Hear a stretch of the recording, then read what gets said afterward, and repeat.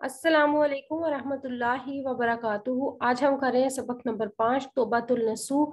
इसके इक्तिबास की तशरीह हम आज करेंगे। अगर आपको हमारी वीडियोस पसंद आ रही हैं तो हमारे चैनल को सब्सक्राइब करके हमारी वीडियोस को लाइक और शेयर करें और कमेंट करके बताएं कि हम मज़ीद कौन सी वीडियोस देखना चाहते हैं। इक्तिबास की तशरीह हम कर रहे हैं। पेपर में जो सवाल आता है इससे मुतल्लिक वो है बहवाला सबक और मुसन्निफ दर्ज झैल इक्तिबास की तशरीह करें। ठीक है। और पैराग्राफ नंबर इसका 1 हम करेंगे। इसमें पैराग्राफ नंबर 1 ये है कि आखिर हजरत भी बोली कि सलीम, बड़े अफसोस की बात है कि तू ऐसा प्यारा लड़का, गुण तेरे ऐसे खराब, इस मुंह से ऐसी बातें आज कई दिन से मैं तुमको समझाने वाली थी, मगर इस वक्त जो मैंने तेरी गुफ्तगू सुनी मुझको यकीन हो गया कि तुझको समझाना बेसूद है। बड़ा रंज तो मुझको इस बात का है कि तू हाथ से गया गुजरा हुआ। दूसरा खटका ये है कि तू मेरे लड़कों के पास आता जाता है। अगर खुदा ना ख्वास्ता तेरी खूबू का एक शम्मा उन्होंने अख्तियार किया तो मेरी तरफ से जीते जी मर ले। मिलना जुलना तो बड़ी बात है, अब ये मोहल्ला मुझको छोड़ना पड़ा। इतनी बेहयाई, ऐसी बदजुबानी, अव्वल तो लड़ना और फिर गली कूचे में और उस पर ऐसी मोटी मोटी गालियां। सबक का नाम है तौबातुल नसूह, जो कि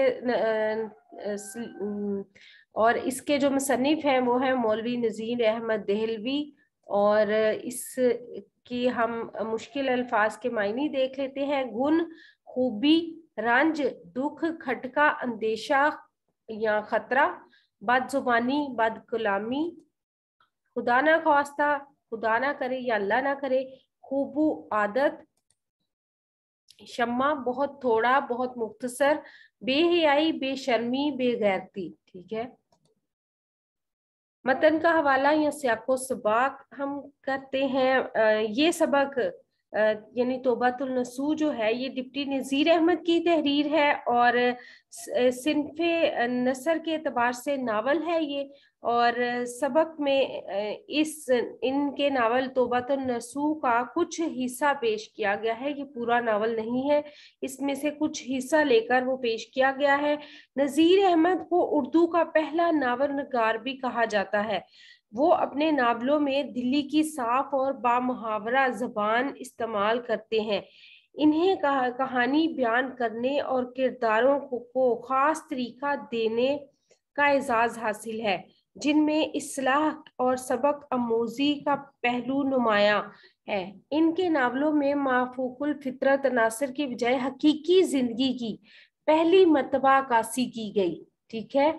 इनका ये नावल इस्लाही और सबक आमोज है और इस नावल में वो सलीम की अपने वालिद साहब के साथ गुफ्तगू बयान करते हैं कि किस तरह वो अपने बेटे की जो उनके उनके बेटों के अंदर बुरी आदतें थी, लेकिन जब वो सलीम के अंदर कुछ दिनों से देखते हैं कि उसके अंदर तब्दीली आई है और वो अच्छी तब्दीली आई है, तो वो उससे गुफ्तगू करते हैं और वजह जानने की कोशिश करते हैं कि ऐसी क्या बात है कि उसने अब फजूल चीज़ों में और खेल कूद से हट कर से मतलब पढ़ाई में दिल लगाना शुरू कर दिया है और उसकी आदतें अच्छी होती जा रही हैं। तो इस जो सबक में ये बताया गया है। अब इक्तबास की तशरीह हम कर लेते हैं कि ज़ेरे तशरीह पैराए में सलीम अपने वालिद साहब के साथ गुफ्तगू में मसरूफ है और इस गुफ्तगू का मकसद नसूह का सलीम का अहवाल का जायजा लेना है, यानी वो जो करता है रोजमर्रा उसकी जो करने के मशागिल हैं उसका वो जायजा लेते हैं, जिसमें और वो वालिद साहब जो है वो अपने बेटे से पूछते हैं कि उसकी मसरूफियात के बारे में पूछते हैं कि वो आजकल क्या कर रहा है। असल में जो सलीम है उसको गंजफे का बेहद शौकीन था, वो खेलने का। और कुछ अरसे से जब उसके वालिद ने देखा कि वो नहीं खेल रहा तो फिर उसे बुलाया और उससे गुफ्तगू शुरू की और उससे पूछा कि क्या वजह है कि उसने खेलना बंद कर दिया है। तो सलीम बताता है कि इसकी मुलाकात मोहल्ले के लड़कों से हुई جو کہ بہت نیک اور شریف انسان ہے، اور وہ بتاتا ہے کہ ان کی تربیت ان کی نانی جان نے کی، اور سلیم نے استاد محترم کے کہنے پر ان لڑکوں کے گھر آنا جانا شروع کیا۔ اس طرح اس کی ملاقات جو ہے وہ حضرت بی جو کہ ان لڑکوں کی نانی تھی اس سے ہو گئی۔ اور ایک دن جب حضرت بی گھر کے سامنے سلیم کی لڑائی ہوتے ہوئے انہوں نے دیکھی، سلیم کی لڑائی ہوئی ان کے گھر کے سامنے ایک ہمسائے کے لڑکے کے ساتھ ہو گئی تھی، اور دونوں میں خوب لڑائی ہوئی اور پھر گالم گلوچ اور مار کٹائی تک نوبت آ گئی۔ آخر سلیم کی ایک ہم جماعت نے لڑائی ختم کروائی اور اپنی نانی کے کہنے پر، اور سلیم حضرت بی کے گھر چلا گیا۔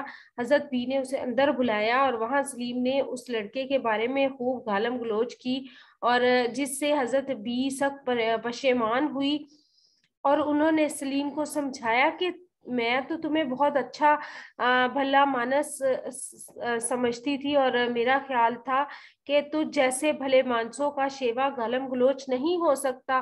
مطلب جو اچھے سلجھے ہوئے اور اچھے گھروں کے بچے ہوتے ہیں وہ گالم گلوچ نہیں کرتے۔ تو حضرت بی نے اس سے کہا کہ میں نے اکثر اس بات پر غور کیا کہ تمہاری زبان اور لہجہ بہت زیادہ خراب ہے، اور میں سوچتی تھی کہ تجھے میں سمجھاؤں گی، لیکن اب میں نے جب تمہارا یہ طور طریقہ دیکھا ہے تو مجھے سخت میرا دل اکتا گیا ہے، اور مجھے لگتا ہے کہ تمہیں سمجھانے کا کوئی فائدہ ہی نہیں ہے۔ تم اتنی مطلب خراب زبان استعمال کرتے ہو، ایسی گالیاں دیتے ہو، اور اوپر سے سلیم اور ان کی نانی جان کہتی ہیں یعنی حضرت بی کہتی ہیں کہ ایک مسئلہ یہ بھی ہے کہ تمہاری دوستی میرے لڑکوں کے ساتھ ہے، اور اگر انہوں نے اللہ نہ کرے تم سے ایک ذرا برابر بھی کوئی چیز تمہاری اختیار کر لی تو میرے لیے تو یہ مر جانے کا مقام ہے۔ تو یہ تو بڑی انہوں نے کہا کہ مجھے لگتا ہے کہ اب مجھے یہ محلہ چھوڑنا پڑے گا جہاں پہ اتنی بے حیائی سے اتنی بد زبانی ہوتی ہے، لڑائی جھگڑا ہوتا ہے بچوں میں، اور ایسی زیادہ موٹی موٹی گالیاں دی جاتی ہیں، اور مجھے تو یہ گوارا نہیں ہے کہ میرے لڑکے یہ سب سیکھے دوسرے بچوں کی صحبت سے اور ان کی صحبت خراب ہو، اس لیے مجھے لگتا ہے کہ مجھے اب یہ محلہ چھوڑ دینا ہوگا۔ اس طرح حضرت بی کی باتوں کا، جب حضرت بی نے یہ ساری باتیں سلیم سے کہی تو حضرت بی کی ان باتوں کا سلیم پر بڑا گہرا اثر ہوا، اور اس نے بری جو صحبت تھی، جو ایسے لڑکے تھے ان میں اٹھنا بیٹھنا چھوڑ دیا، اور اپنی جو عادتیں ہیں وہ صحیح کر لی، اور اپنی جو زبان ہے اس میں بھی کافی وہ تبدیلی لے کے آیا، اور اس نے لڑائی جھگڑا کرنا بھی چھوڑ دیا۔ آپ کو ہماری ویڈیو کیسی لگی کامنٹ باکس میں ضرور بتائیے گا۔ اللہ تعالیٰ مجھے اور آپ کو نیکی کی راہ پر چلنے کی توفیق عطا فرمائے۔ اپنا اور اپنے پیاروں کا رکھیے گا بہت سا خیال، ہمیں دیجیے گا اجازت، رب رکھا، اللہ بلیس یو، اور دعا جب کریں تو ہمارے لیے بھی کر دیا کریں۔ اللہ حافظ، گڈ بائے۔